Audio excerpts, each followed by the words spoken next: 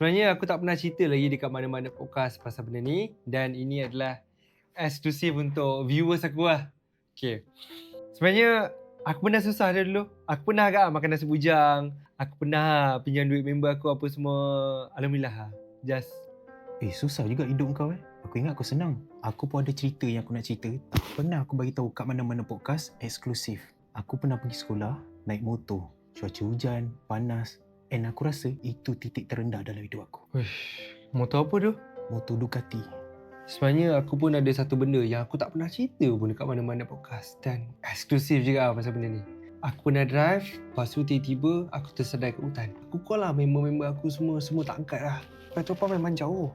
Kat hutan dan memang naik lah. Lepas tu, daripada situ aku tahu lah yang mana kawan, yang mana lawan. Kereta kau yang Porsche ke ataupun Honda? Yang Porsche tu lah. Kau tahu kan kampung aku kat Langkawi. Aku biasa balik kampung naik fly. Lepas tu tiba-tiba bapak aku suruh aku naik bas.